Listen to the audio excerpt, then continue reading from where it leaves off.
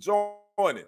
I'm busy on TikTok, and now I'm right over here on Facebook and YouTube. Good Sunday afternoon to you, ladies and gentlemen. How you doing? I hope you're having a great Sunday. Got some nice weather here in Texas, and you know what time it is. It's 4 o'clock. It's 4 o'clock. It's time to rock. It's time to talk to sports on TFG Sports Media. I am your host, Kendrick, the sports guy. Again, hope you all are having a great Sunday. Let's go ahead and get these house rules out the way. Make sure you come in, hit that like, share button, share to all your social media platforms. If you haven't already, make sure you hit that subscribe button to TFG Sports Media, as well as Kendrick Sports Hustle. You can do that later. That's SporTZ. Make sure you comment. Let me know where you're watching from. All that good stuff. We're going to talk a little sports for about 30 minutes. Again, you can catch me here every Sunday at 4 o'clock p.m. So I hope everybody is having a good start to into your weekend. We about to hit that Monday again. And it's June 2nd, and this year is moving right along. We 6 months into the year. And we got a lot to talk about. We're going to talk about the NBA Finals preview, Celtics and Mavs. We're going to talk about Tyronn Lue, Clippers head coach, getting a contract extension. We're going to talk about that big game in the WNBA yesterday between the Chicago Sky, the Indiana Fever, and the Angel Reese versus Caitlin Clark, their first meeting as WNBA ballers, but that's not what's grabbing the headlines on today. We're going to talk about that. Also going to talk about the Negro League stats are now a part of Major League Baseball record books, a historical moment that happened on Wednesday. And then we're going to have our freestyle moment. But again, make sure you come in, comment, say, let me know you're here. You can join the conversation so we can talk back, and subscribe to the channel. And also, if you want to contribute to this channel, there's a little thank you button or a little dollar sign. You're not obligated, but if you want to contribute to help build this platform, any donation is appreciated. Just click that button, donate. We definitely would appreciate that. Just by the way, I'm live on TikTok as well. So you know, if you watch me on Sundays, you know that I go live both on TikTok as well as on Facebook and TFG Sports Media. So let's get this thing popping. Let's go ahead and jump into our first segment. We're talking about NBA Finals preview. Excuse me. And the Celtics and the Dallas Mavericks. Yep, they will tip off on Thursday, June 6th, 7:30 p.m. on ABC, ESPN. And I think we're going to have a hell of a series. I think nobody picked the Mavericks in the West. Let's go and be honest. I think most people picked the Celtics to come out the East. I actually picked the Celtics to come out the East. But definitely the Mavericks, they snuck up on some people. They started playing some good ball, and they beat 350-win teams to make it to the finals. So that was not an easy feat, whereas the Celtics, they kind of had a little bit of easier road to make it to these finals. They faced some teams that were banged up with injuries, with the Cavaliers being the big one. And so here we are. I think this is going to be, obviously, we're talking about the four superstars, the two superstars for the Celtics, and we're talking Jason Tatum and Jaylen Brown versus the two superstars for the Mavericks, Luka Doncic and Kyrie Irving. So there is a lot of other stories, a lot of other things that's going to be talked about as well prior to this, you know, we got it's so many other storylines that we got coming into this finals. So we definitely going to talk about that. Craig Thomas, what up with you? One of my faithful viewers. Thank you for popping in, Craig. Appreciate that. We getting ready to talk about this Celtics Mavericks series, and let's go ahead and jump into it. Let's talk about this storyline first. Let's talk about the Kyrie Irving coming back to Boston. We all know the story. Kyrie Irving, he forced himself out, forced his way, and forced a trade out of Cleveland. He ended up in Boston, played a couple of years with the Celtics. Then he promised the Celtics faithful that he wasn't going anywhere. He was going to re-up with them after, I think, his first 2 years. And, you know, just like I said this in a segment I did, you know, Kyrie Irving did the Celtics kind of like a good-looking woman does a man that she really not interested in. She let him wine him and dine her and all that. And then, you know, she promised she's going to keep in touch. Then after a couple of dates, he tried to reach out to her and he's blocked. That's what Kyrie Irving did to the Celtics with his time there, and it actually ended up being traded to the Nets. So it's going to be. We all know those Boston fans. They ain't them Philly fans. They about the same. They can be obnoxious, so they're gonna let him have it. It didn't help that when Kyrie was with the Nets, when they came into Boston and they played a game. I don't know if it's a regular season. I think it was a regular season game, and he stomped on the Celtics logo. That didn't help either. So these Celtic fans, they don't forget anything. So that's gonna be a storyline to watch. Kyrie Irving versus the Boston fans. What will happen with that? Another storyline to watch. The Kristaps Porzingis and Luka Doncic. I did read today that Kristaps Porzingis is going to be ready to go in game one. Again, it tips off on Thursday. But when Kristaps Porzingis was in Dallas, there was words that he and Luka Doncic had a little beef, So we're going to see what happened, how that goes between Kristaps Porzingis and Luka. Obviously, they play different positions. They won't be guarding each other, but that's going to be another storyline that we're going to have to pay attention to. Also, another one is Jaylen Brown, Jason Tatum, and I'm talking about the two teammates. There's been reports and rumors that there's some friction between the two. There was a report that said that Jason Tatum was feeling some type of way because Jaylen Brown was named the Eastern Conference Finals MVP. I hadn't seen, when you look at them on the court, obviously you can't tell if there's some sort of animosity, but the media market, those in that media market in the Boston market, they got a more closer contact with the team. So don't know if that's true or not, but that could be an underlining storyline for this series as well. And then we got Jason Kidd versus Joe Mazzulla.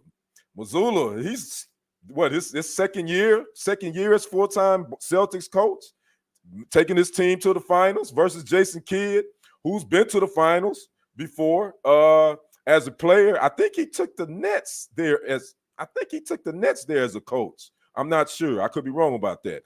Craig Thomas says, I think Porzingis is going to be the deciding factor in this series if he stays healthy. Yeah, and that could be, but I still think anytime he could be that X factor, just like PJ Washington will be that for the Mavericks. But I think at any time you got superstars like these two teams got, at the end of the day, it's going to come down to which superstars outperform each other. These duos. Who can guard for the Mavericks? Who can guard Jaylen Brown and Jason Tatum? That's going to be the question. Obviously, the Celtics, they got some defenders that can kind of defend Luka and Kyrie. But we all know Luka and Kyrie, they're going to get theirs. They're going to get theirs no matter what. Just like Tatum and Brown are probably going to get theirs too. But the bench wise, I think the Celtics, I think they both even. I think Dallas is better defensively, though, in my opinion, as a team. I think they're better defensively. But then it's going to come down to coaching, and that's why I was talking about Joe Mazzulla and Jason Kidd. Jason Kidd has won a championship as a player. He's looking to become the 13th man to win a title as a head coach and a player. And he's looking to be the 6th man to do it for the same team. So Jason Kidd versus Joe Mazzulla. Make sure you guys keep an eye on these head coaches. Which coach is going to make adjustments? Because there's going to be some adjustments have to be made. We all know that. And who's going to be able to do the X's and O's and and motivate their team, so to speak, to get them ready for this game. Now the Celtics are looking to make some other history as well. They are tied right now with the Los Angeles Lakers for the most NBA titles in history with 17. If they win this one, that would put them up over the Lakers. That would give them 18 titles overall. Now the Celtics are in the finals for the second time in 3 years. This is the first time they have home court advantage. The last 2 times they've been there, they haven't had home court advantage. So will that play a part in this? I think home court does, but the Mavericks has shown that it doesn't matter. They can win, and they can win on opposing courts. The Mavericks have shown that. They did that in the series in OKC. They did it in the series with the Clippers, and they did it in the Western Conference Finals game with the Timberwolves. So I think the Mavericks can go in Boston and win. I don't think that's any problem at all. Craig says Dallas will have to double Tatum defensively. They can't let him go one-on-one. Tatum will burn them. I hear what you're saying, Craig, but he's still gonna get his. I think when you do that double team, that definitely your rotation is gonna be important. How you rotate out of that double team. But again, I think it's a given that all four of these guys gonna go off. They're gonna get their points. It's gonna be just like you said, Craig. What other player outside of those dynamic duos is going to be able to step up for their team? Will it be Derek White for the Celtics? Will it be the ageless what's the center name that's goddamn been in the league 17 years? He's for the Celtics. His name slips my mind right now. Will he step up? For the Mavericks, will Derek Lively, will he continue to play solid, as well as Derrick Jones Jr.? And then will Tim Hardaway Jr. Will he get any action in this? Because he's a good he's a decent 3-point shooter. So again, I think the superstars are going to get theirs. It's just going to be those other couple of names sprinkled in. Can they contribute and can they help their teams with the wins? Now the Celtics are the highest scoring team. They were the highest scoring team in the playoffs. They were averaging 114 points per game. So Dallas is going to have to definitely stop that high scoring offense with those two, Jaylen Brown and Al Horford. Thank you, Craig. I couldn't think of his name. Yeah, Al Horford is that vet that knows how to play. He's been there, done that. So I think this is going to be an excellent series. I think this thing is going 6, and I'm going to pick I'm in Texas, so I'm not being a homer because I'm not really a Mavericks or Celtics fan. I like the players. Obviously, I'm born in Milltown, so my Bucks been sitting at home, so I can't root for them. But I think Luka Doncic and Kyrie Irving, man, right now, these two cats in a groove. I just think, especially Doncic, they both of them, man. Pick your poison. Both of these guys, they went for 36. They put a 36 piece up on Minnesota, both of them. So I'm leaning toward the Mavericks in 6, man. I think the Mavericks, I just think they got something. I think they can go into a hostile environment and win, and they've shown that they've done that all through the Western Conference playoffs. Again, they beat 350-win teams. I just think they had the tougher role, and I think that's built something with them. But again, Celtics, Jaylen Brown, Jason Tatum, of course, Kristaps Porzingis. Will he be the Kristaps Porzingis before this calf injury? He's been off for a while. I don't know. So I think it's gonna be a good one to watch. Again, it tips off on Thursday at 7:30 p.m. on ABC ESPN. Craig says, I would say it's going 7 because these are two great scoring teams, but I still think Boston will win. CT is going with Boston in 7. I am going with the Mavericks in 6. and you know what? We're going to see what happens. We're going to see what happens again. I can't wait for this to tip off. In a way, I'm kind of feeling sad because then that'll be the end of the NBA. Then we got baseball until the NFL kicks off. So we'll see. I'd like to know who you guys got in the comments. Whenever you watch this later, make sure you like this live segment. Share this to your social media platforms. Comment. I'd like to know who you got in these NBA Finals. Let's move on to our next segment. We're going to stay in the NBA. We're talking Tyronn Lue, LA Clippers. There was rumors out that a lot of teams were trying to get him away, i.e. their neighbors, the Lakers, as well as the Wizards, but they decided to make their interim guy their head coach. Obviously, before Phoenix hired Budenholzer, they was trying to lure Tyronn Lue away from the Clippers, but Steve Ballmer, the owner of the Clippers, said, no, we're going to pump the brakes on that. We're going to keep him. They signed him to a extension on, I think this went down on either Thursday or Friday, 5 years, $70 million, roughly, or almost $14 million per season, which makes him one of the highest paid NBA coaches in the league. I think he's worth the money. Tyronn Lue, he's won the championship with Cleveland. He's been one of the best coaches in the league for years now. When you get a guy like that, you don't want to let him go. I get it. You pay the money because head coaches are hard to find. especially solid ones.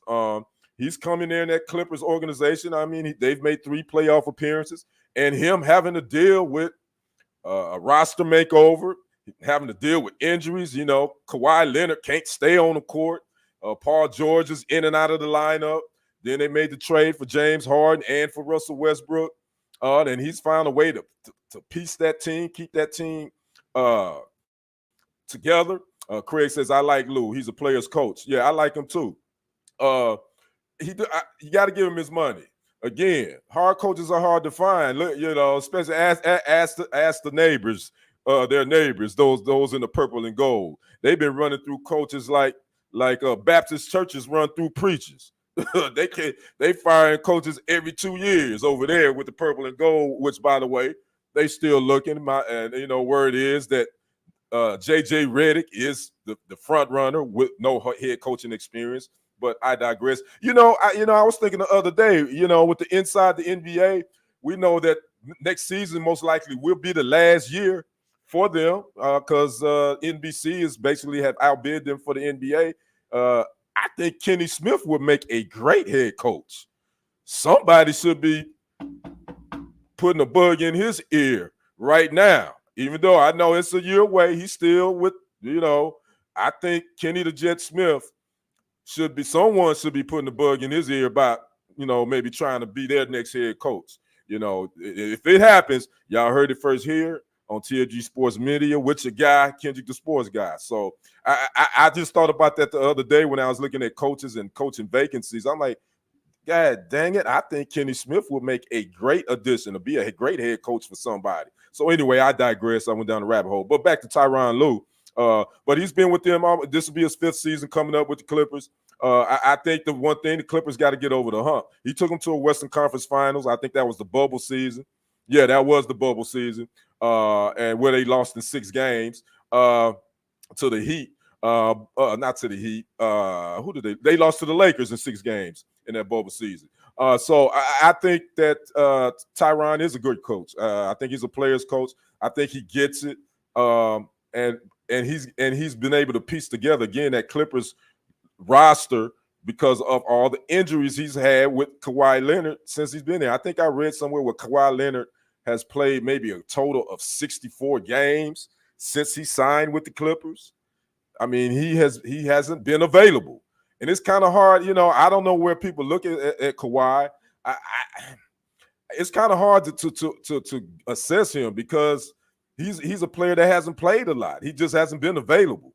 So I mean, I think when he's healthy, when he plays, he's a top 5 player in the league, but he just isn't available enough. So again, Tyronn Lue, he will be staying put with the Clippers. Again, he signed a 5-year, $70 million contract extension. Let's move on to our next segment. We're going to the WNBA, and we had a big game on Saturday. Yeah, we had the Chicago Sky versus the Indiana Fever.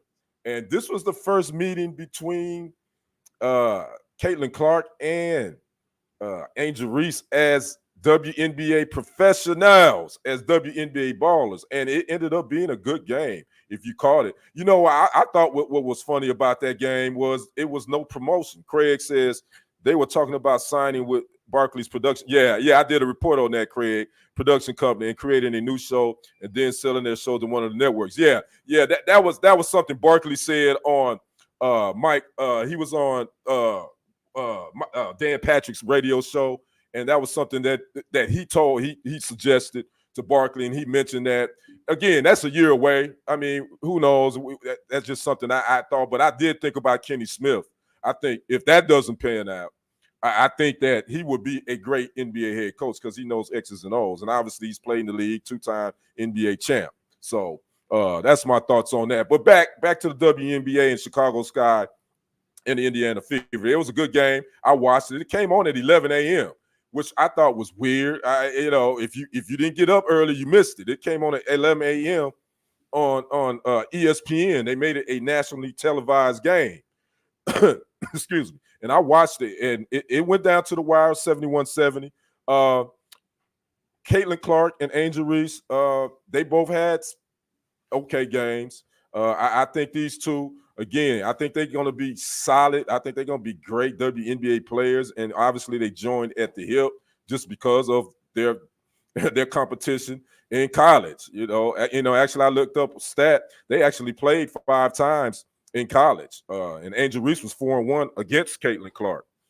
So you all know about the national title game a year ago when they won, and Can You See Me? Angel Reese did, and then this past season, Iowa defeated LSU in the national semifinals. But again, yesterday, Indiana Fever got their first win at home, 71-70. Caitlin Clark had 11 points, 8 rebounds, 6 assists. She was 4 from 11 from the field, and she was 2 from 9 from the three-point area. And Angel Reese had 8 points, 13 rebounds, 9 offensive, 1 assist, and she was 2 for 9 from the field. And she also had 1 steal. But that was not, Oh, and an update to this too as well. But that has not been the headline for this game. It came down this morning. Angel Reese and the Chicago Sky were fined. Angel Reese was fined $1,000 for not making herself available to the media after this game. So she was fined for that. And also the update to this Kennedy Carter, which we're getting ready to talk about now. That shoulder shimmy that she gave to Caitlin Clark, which was at first only gave her a foul, personal foul. It was upgraded to a flagrant foul by the WNBA league office today, which I thought it should have been a flagrant when I saw it in real time. But anyway, that's neither here nor there. So that was the game. But let's talk about this Kennedy Carter, Caitlin Clark thing. I'm just gonna say this right off the top. That was a dirty play. That was a dirty move on Kennedy Carter. Indiana was inbounding the ball. Kennedy Carter just came up and gave her that shoulder shimmy that knocked her on the floor. Now, I don't know what happened prior to this. Could there be some jawing prior to this? Could be. None of us know. We don't know what was going on the other end. I'm just taking it for what the video showed. That was a dirty move on Kennedy Carter's move, in my opinion.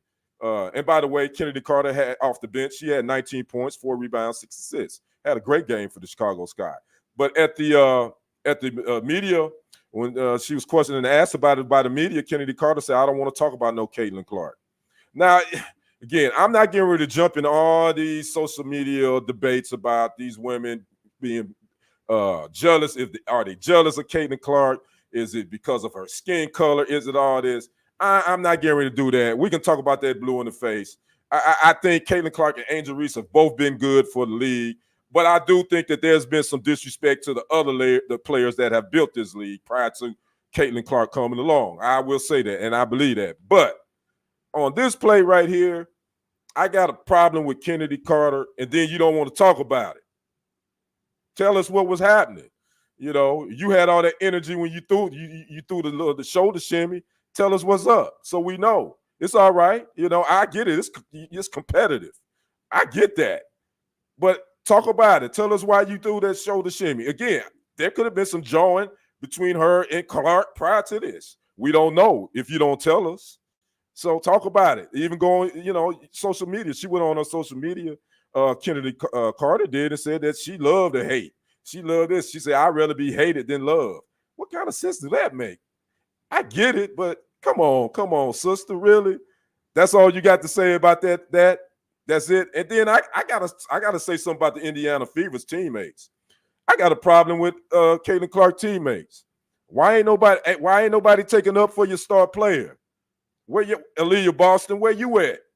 Where her teammates at? Come on, man. That's kind of whack too. Craig says the play was dirty, but I think there was some trash talking between both players, and Kennedy took it too far. I agree with you, Craig, too. I think there was some trash talking. Again, we don't know what happened prior to this, but it definitely was a dirty move. But back to the Indiana Fever teammates. Where y'all at? Where y'all at? Where they at? Aaliyah Boston. You see your star player. She's getting knocked around in all games. You're supposed to protect your star player. You're supposed to protect you. So I got issues with those Fever teammates. Could there be a little bit of jealousy on those teammates, on their own teammates? It could be. I'm just saying.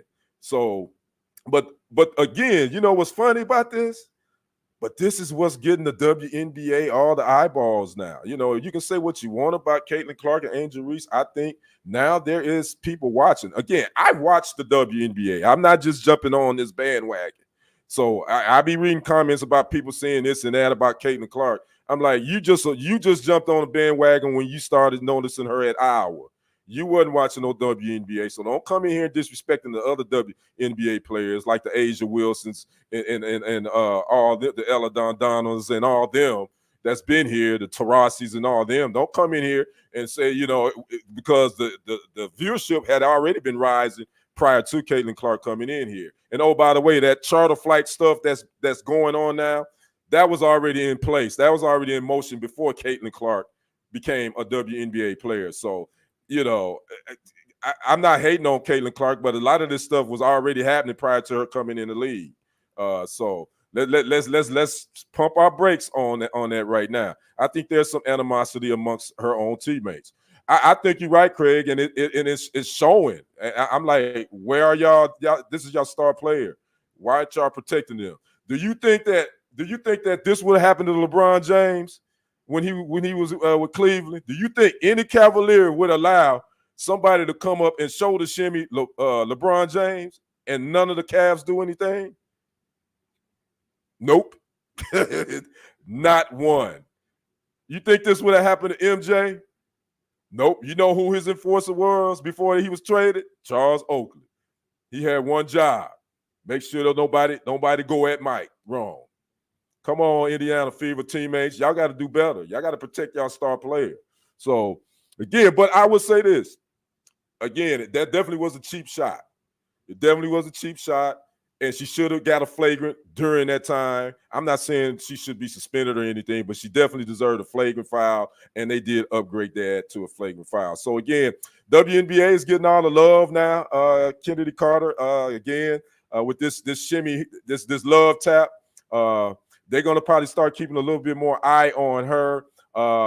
They're probably going to start trying to protect Caitlin Clark a little bit more, too, as far as the refs. So we'll see what happens with that moving forward. So let's get down to our last segment. Let's talk about the Negro Leagues and the MLB.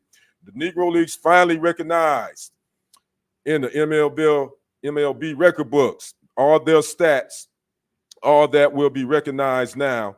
It's a long time coming, guys, ladies and gentlemen. This has been a long time coming. If you know the history of the Negro Leagues, rich history of ball players. Craig says, to be honest, LeBron had some teammates who had animosity toward him as well. So I don't. Yeah, nah, Craig, I disagree. Believe me, if LeBron James would have got shimmied like that, they weren't gonna allow that to happen. Even if they had animosity, we'll see differently on that one, Craig. But believe me, with him, when he came in the league as the number one pick, wasn't none of his teammates going to allow that to happen. None, not like that, and not somebody respond. I'm not saying all out fight would have took out, but somebody would have responded. Nobody responded at all. I'm like, what the hell is our teammates? So anyway, but back to the Negro Leagues.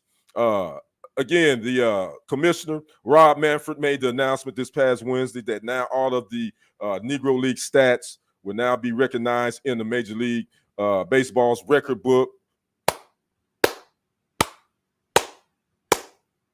I had to steal that from Willie D, the famous, one of the hip-hop legendary rapper with the Ghetto Boys. He does that clap when he says, it's about time. So it's about time. So a lot of the names that we are familiar with from the Negro Leagues, the Josh Gibson, Satchel Paige, Cool Papa Bell, Oscar Charleston, Ruby Foster, Buck O'Neal, Pop Lloyd, just to name a few.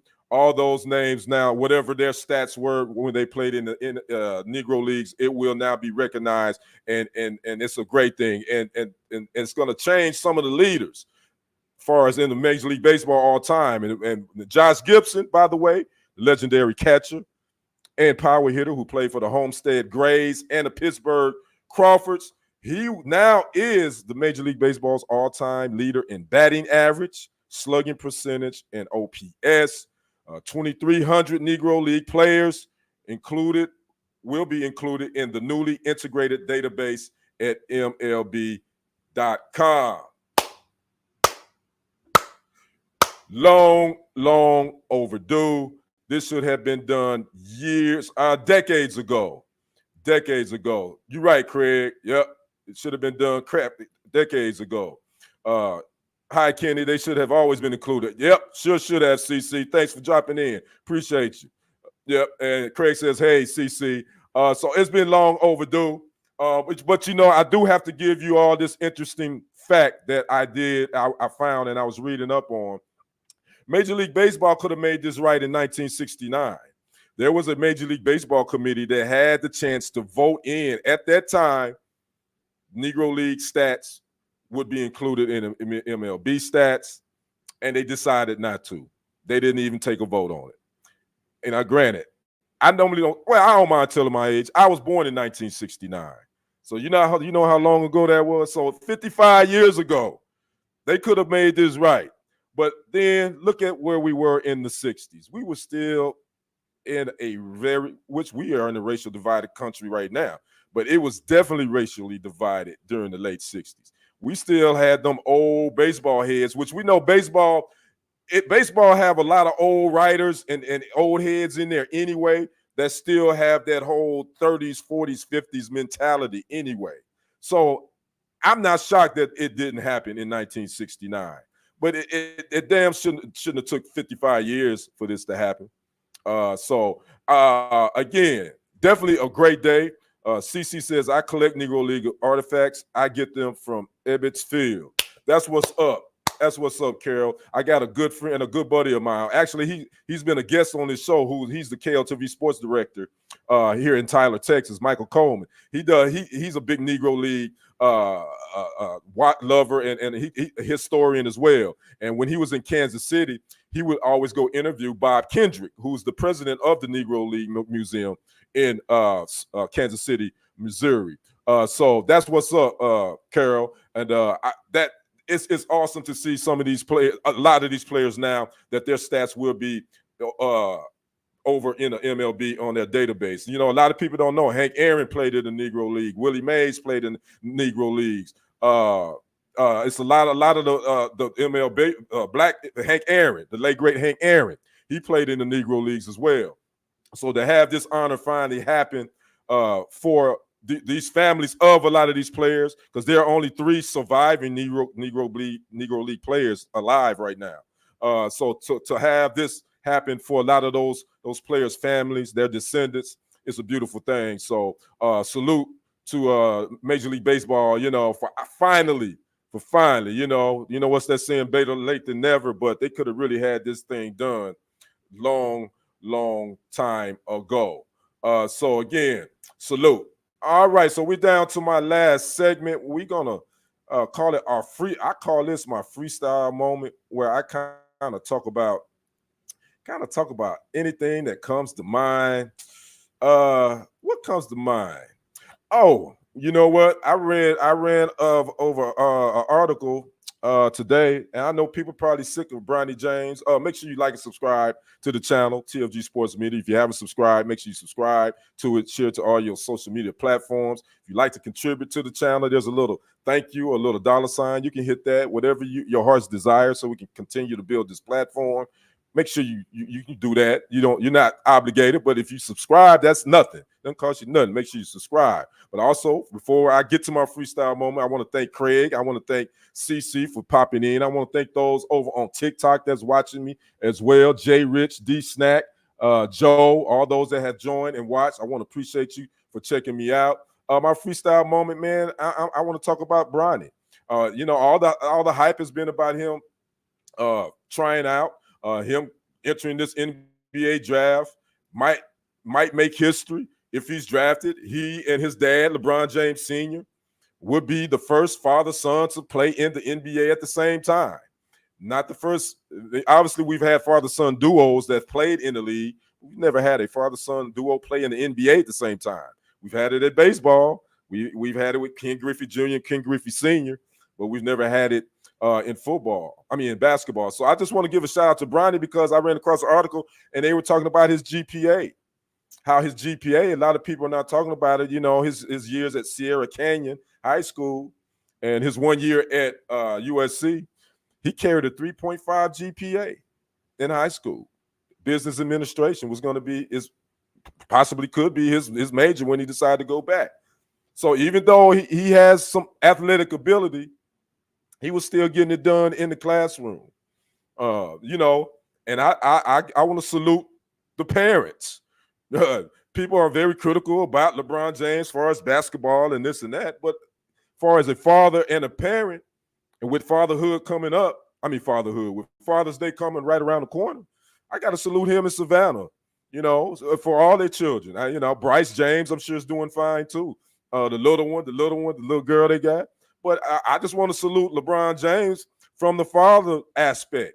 You know, his junior is obviously got his head on right, and he's taking care of his business. He got his responsibilities in order. So that's my freestyle moment. And you know, I'm 2 weeks early, but I just want to give LeBron James and Bronny James a salute for handling his business on the court and off the court. Regardless if he makes it in the NBA, regardless if he plays 2, 3, 5 years, regardless of that, senior done a hell of a job with junior.